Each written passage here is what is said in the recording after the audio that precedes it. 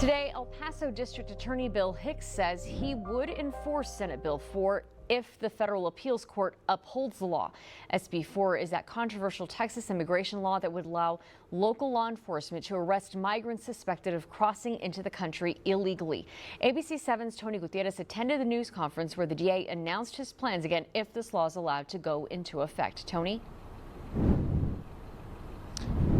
Stephanie, while the future of SB4 is yet to be decided by a federal appeals court in the future, the DA's office has already begun planning ahead for when and if this law is upheld. As a law enforcement official, I don't have a choice in enforcing the law.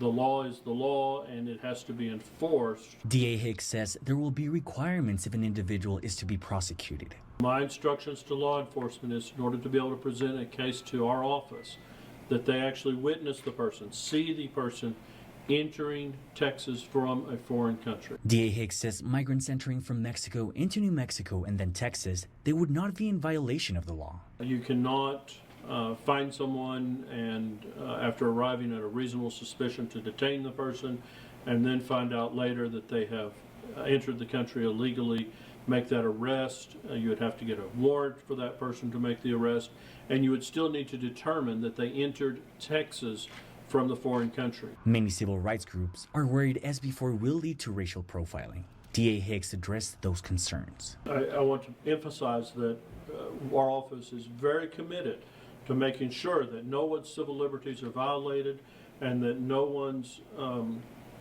constitutional rights are violated.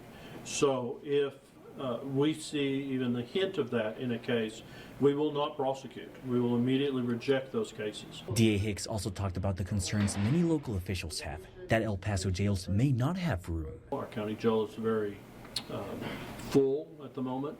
Of course, according to jail standards, we can't be completely full, so there is room in our county jail. So if a person does commit a violent offense, you can make sure that they will be booked in the county jail. But somebody who is not committing a violent offense, there just is not a lot of room. Now I asked DA Hicks if they were looking into getting resources to jail suspects. He said his office is working to get help from the state so the taxpayers of El Paso are not affected. Reporting live from the U.S.-Mexico border wall, Tony Gutierrez, ABC 7.